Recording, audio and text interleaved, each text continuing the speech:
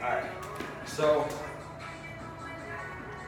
we got 300K that represents the first step in the formula of finding out what you're going to pay, because that's everybody's biggest question is, what's a deal? I found the lead, now what makes this a deal? Okay, which is the purchase price. Because that's how you win in real estate, the purchase price when you buy. So we have after repair value. What does that mean? After repair value is simply after repair value. So after the repairs, the value of this home is projected to be 300K. And we got to this by looking for comps. Okay, we found the comps in the last 3 to 6 months.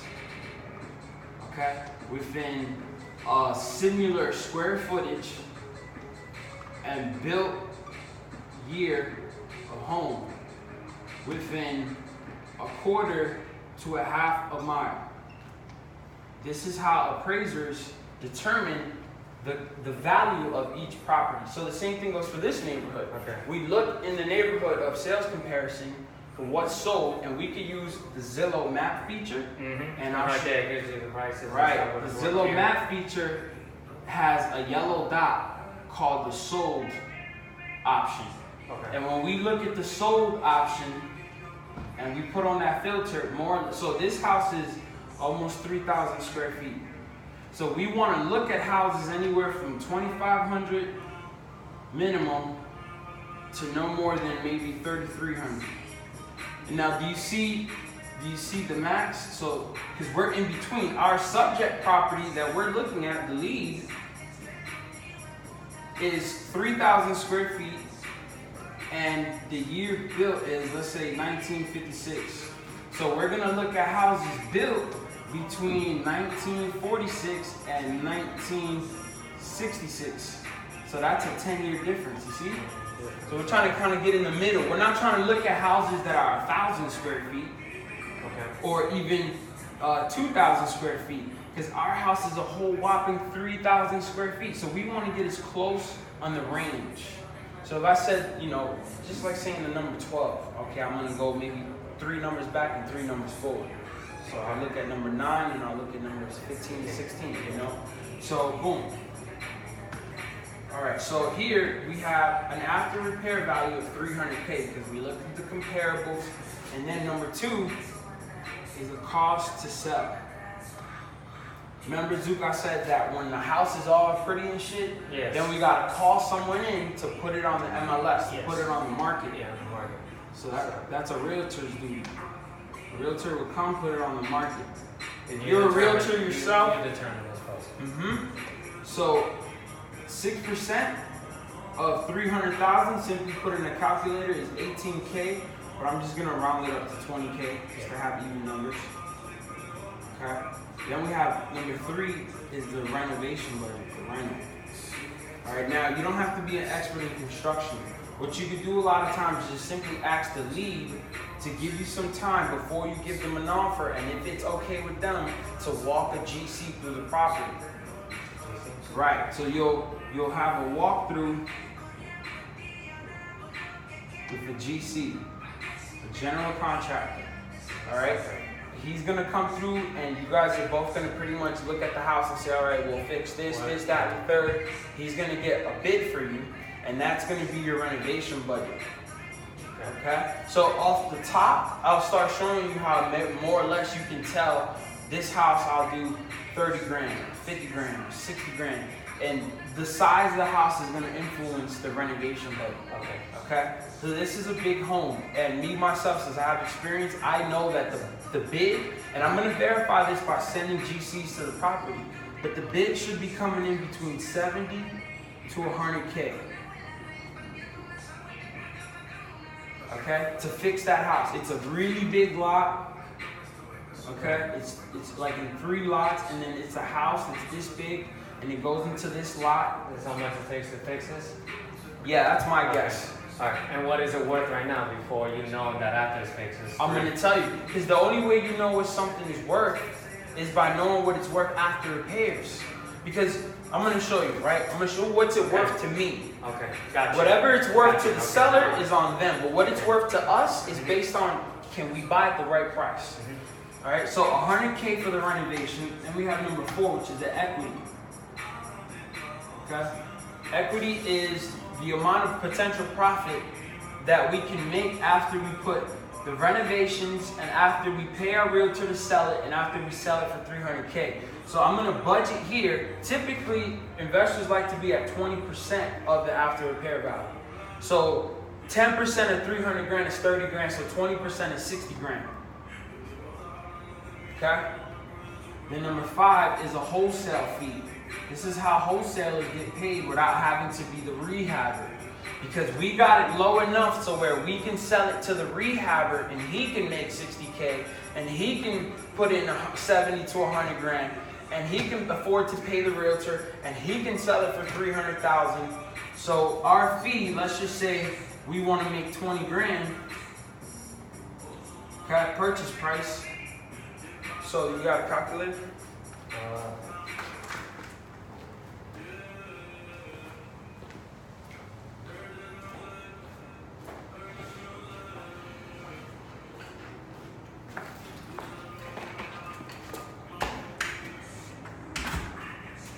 So we'll start from the top. 300K minus 220, which is the 6% cost to sell.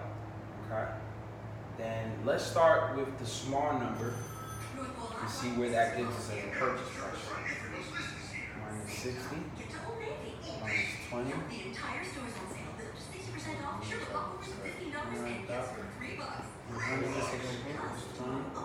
This is the renovation budget. Right. That's what it's potentially going to cost us to fix up the property.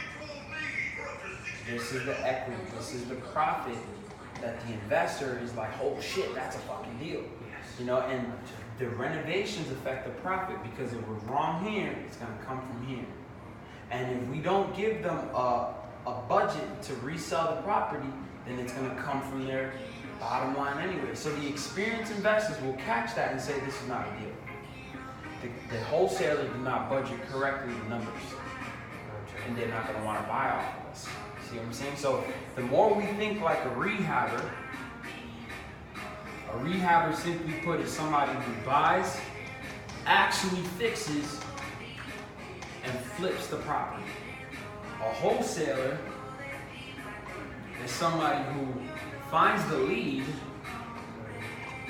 finds the lead to the motivated seller, gets it under contract to purchase,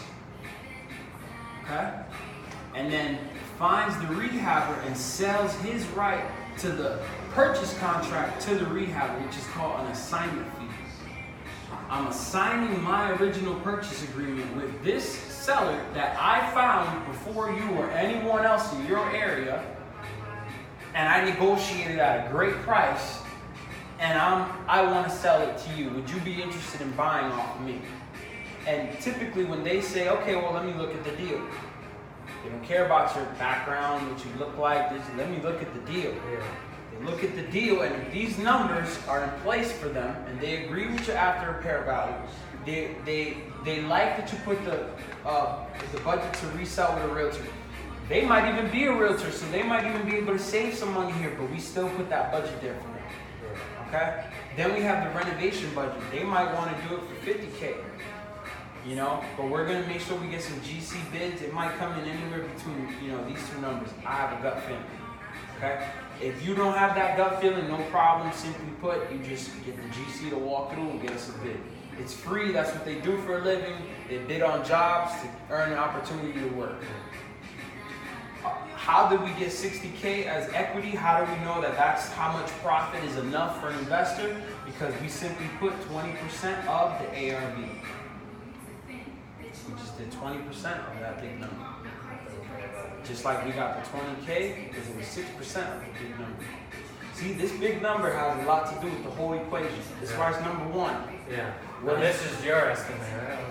This is based off comparables. And you look at the house and you're like, we fix this is what it's worth. No, that's an opinion. This is based off facts that I researched the area in the quarter yes, to okay, half a yeah, mile. I remember now. Yes, yes. That's to right. see what's worth around. That's Okay, what sold now you around. know. Yes, gotcha. Yup. So based off history that already took place. Yeah. So that way my opinion doesn't affect it and neither does the seller's opinion. Gotcha. We're going straight off. Straight to facts. Yes. Facts. Gotcha. So this oh bad, it turned off.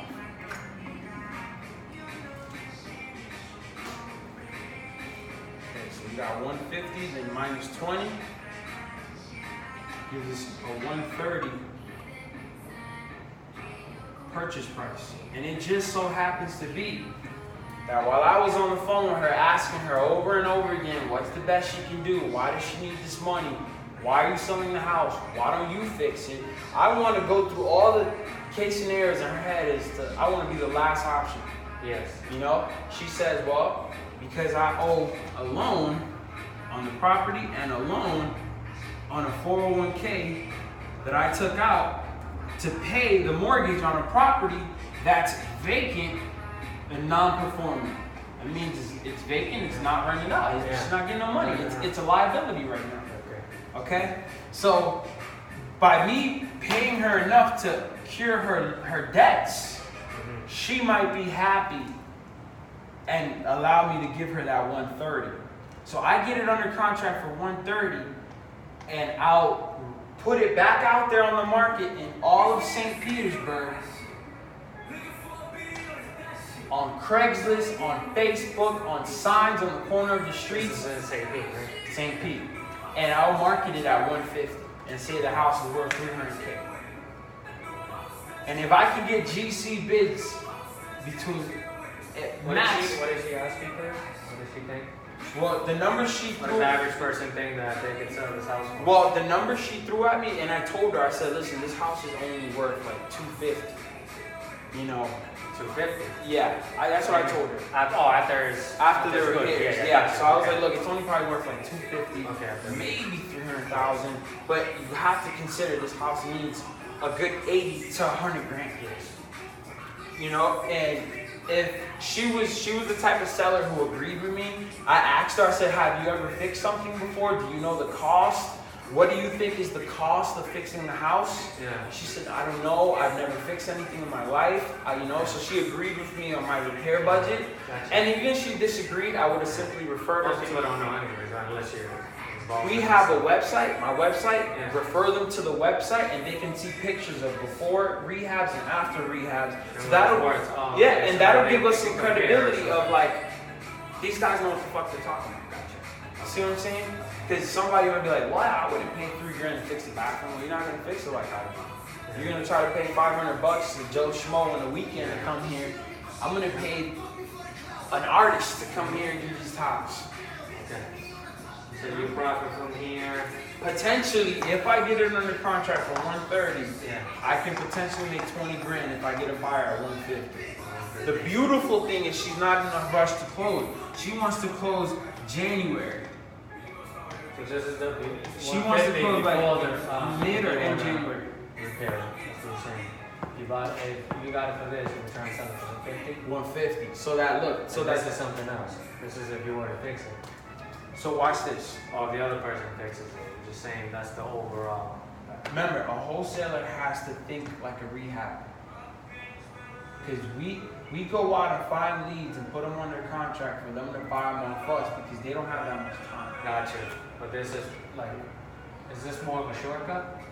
Wholesaling? Yeah. Wholesaling is I when don't know if shortcut's the right term, but you know what I'm saying? Because I mean, he's I think- thinking like this person who actually does it. Yeah. But he's just finding somebody to do it. Somebody that's been trying to look for a job like this, right? Well, check this out. This may be an 18-year-old kid that doesn't have credit, doesn't have a job, doesn't have money to actually buy, fix, and flip a house. But he has hustle, energy, Yeah. and he's determined. So he can go out and find a motivated seller by driving for dollars Okay. or getting a list and calling. The motivated seller says $100. yes. Yeah. What is it? It's like you did drive, like you walk in the neighborhood and looking at ugly houses. Okay. And putting them We on our list contact to them, target them so we can see contact them. if they do want to sell it. That's right. And then you. Then we'll go through the system, which is we'll ask them the reason why they want to sell. Yeah. We'll make sure they're motivated. Okay. You know, because you'll get on the phone and you'll hear some people. Saying the wholesaler is the middle guy. The host, well, essentially we're still investors because to the seller, we're not telling them we're wholesalers. Yeah. We're telling them we're the investors. And we work with a large group of other investors. Okay. You see? So, but remember, our duty is to think like a rehab. Yes. Because he is our client, he's our customer, he's who we're gonna get our money from. Yeah. Okay? And he's gonna make sure that he doesn't overpay on the property. Get it? So, again, we see the property, we need to know what it's worth. Let's say that house is worth $300,000 when it's all fixed. We know it's gonna cost 6% to resell it. Let's say it needs $70,000. We put in a budget for that. After they put in 70 grand, they still have a potential to make 60K. Because essentially, Zook, if they buy it from me, So this is their number, the 60K. Not the owner. that's what the rehabber is potentially going to make. The owner of the house is going to get 1/3. It's your first time seeing it, so it's okay. Yeah, exactly. You know, you're just understanding the lingo and getting a visual of the process. But essentially, that's the main thing, just to understand that wholesaler and rehab. And understand that a wholesaler can make money without having to have access to money. Yes. That's just so major about this industry. We can create $20,000, $30,000 opportunities just from fucking talking to people. That's it, just finding information. Finding So the that's why right I said it's information. more like the middle guy. Hey, Yeah, when I say everything house, has a middle I go guy. over here and I find this guy. That's right. Everything has a And I middle say, guy. I got this house, and then that's it. Coca-Cola gets their sugar from another country. So this is the guy that makes more money, but it's obviously because he works more. He actually The fixes retailer. Yes. The retailer. That's right. He's the retailer. And we go out there and get the supply of wholesale. Because you do both, though, right? Yeah. Sometimes I'll get into a rehab. But as of right now, my main focus has been wholesale. I want to build my wholesale business to, a good When I see 5, you 10. fixing houses, what are you doing there? I'm doing the full Rehab, rehab. right? Yeah, Okay. I'm in charge of making sure that this 70K. So in between all that time, this is what you're doing, though. You're on the phone calling people. Yeah, but it's hard to balance both. You know what I'm saying? Like once you're like in it, and you're babysitting a rehab, and then you got leads coming in from trying to wholesale. So that's why I've been juggling both the time and stuff. I've been able to get perspective. So this one here is the max amount of leverage. Yeah. Because you don't have to babysit a lot of adults. You can do this from phone. That's You it. you can babysit 3 or 5 contracts to wholesale easier than 3 or 5 rehabs. How do I lose on this? Your deposit money. So there's potential in losing a deposit to EDM or losing on a marketing campaign, which is really not really. Deposit money is permission to be able to sell this.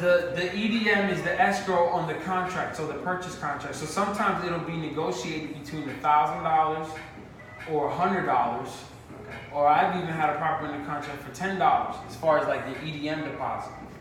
You know, it was a $160,000 purchase price, but I only put $10 on the contract. Okay. So if I didn't hold, if I didn't telling me you have a certain amount of time to sell 30 this. days. 30 days. Right, or whatever you negotiate. It can Yeah. be whatever you negotiate. Fucking 3 months, 6 months, whatever Yeah, you with and the the owner seller and needs stuff, is yeah. time.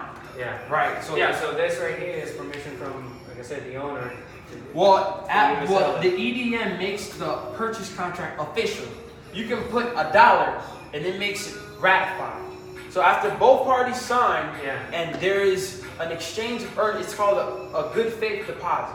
Yeah. It's to show that I'm serious about this contract. It's to make it official. That I'm gonna try to sell it for. That I'm gonna buy it.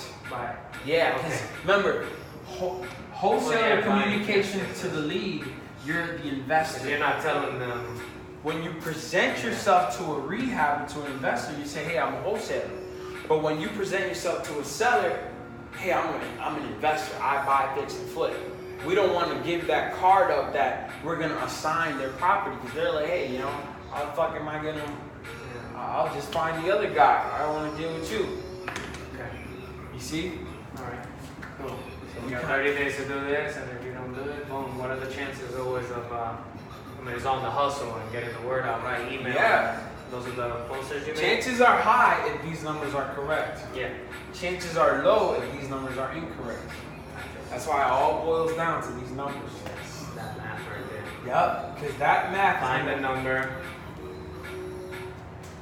So I'll give you an example of my Just a quick $30,000 overview. deal, right? Quick overview. Find the number, what it's worth after it's fixed. What's that called?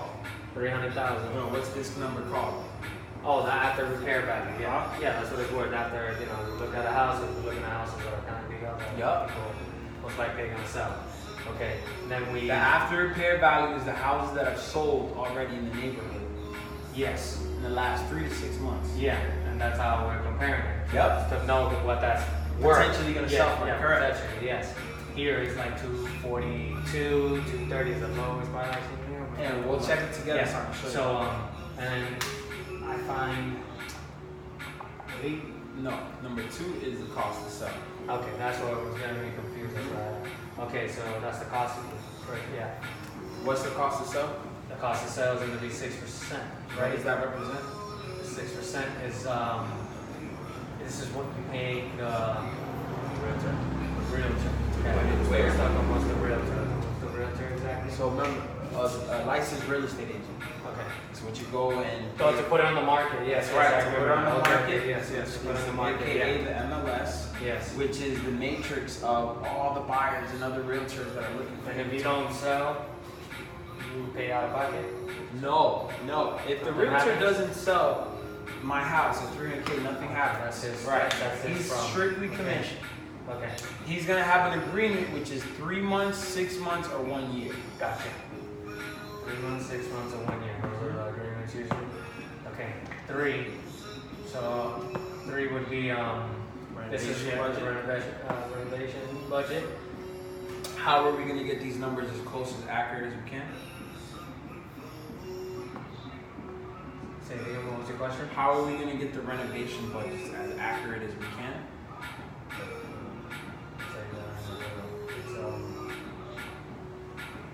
Who So does much the renovations for us? Wrote it down here, right? Our GC. General contractor. General contract. Remember what renovations represents? Fixing the house. Yeah, fixing the house. We're Okay. not gonna fix it. Yeah, I was thinking about renovating. That's why. It's cool.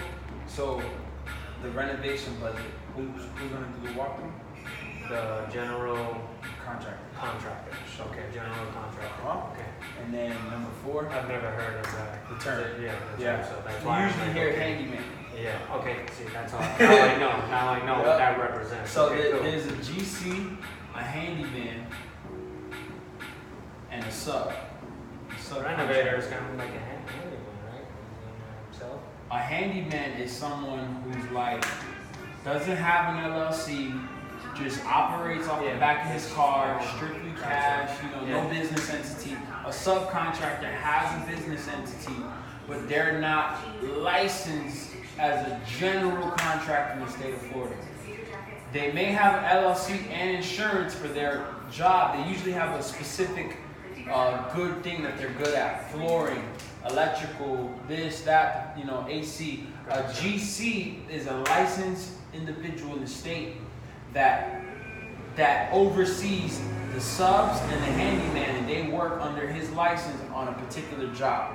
So the GC might get the job and then call the subs to come in and do the bathroom, do the floors, and he has his price with them, but he bid a price total job with us. Gotcha. So as long as he can keep them going, and that's the good thing about a GC, because if the GC's not there, who's there to babysit the subcontractor and the handyman?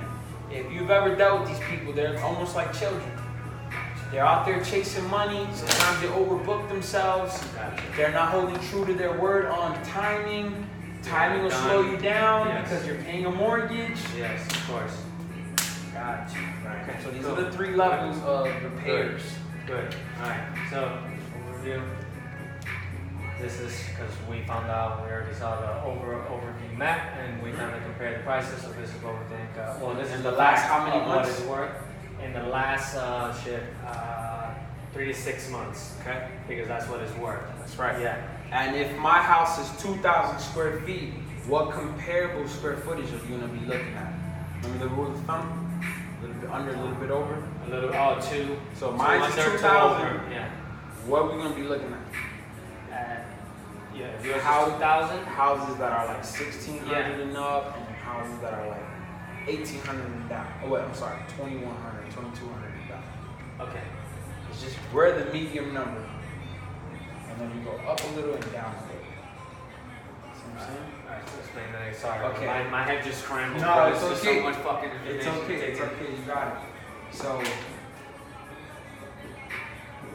if our house is 3,000 square feet, okay, the subject property that we're trying to determine after repair value, we're gonna look at the comparables in the neighborhood that are a little bit under and a little bit over. Usually the exact number is 20%.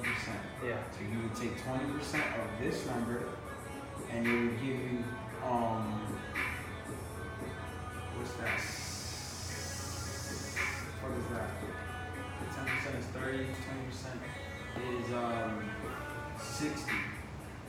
600, excuse me, 600. So you go 600 up and 600 down. Okay. 600 up, so 3,600. Yep. Okay. 20 and 2,400. Okay. Up. Gotcha. Okay. See, that's the specific rule of thumb. So I don't even have to guess how much. Yeah, exactly. Exactly rule of thumb. Then you got the year built is usually 10 years. So if our year is 10 built. years down, 10 years over. Yep. So if our year built is 1956, we're only going to be looking at 46, houses and then 46 66. and 66. Right. We don't want to be looking at the 1999s. Okay. You know. Cool. Gotcha. And then the distance. So that's like the house is here. The radius. Yeah. How far we're gonna look. It's gonna be From a quarter mile and half a mile. okay. That's right. That's how we determine the counts. Then step number 2. The C2S is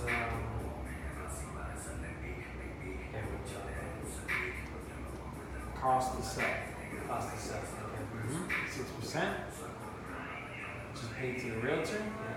He puts it on the market. Less buyers come in. Great. 60K is what the potential profit is going to be for the investor. And we got that because we did 20% Okay.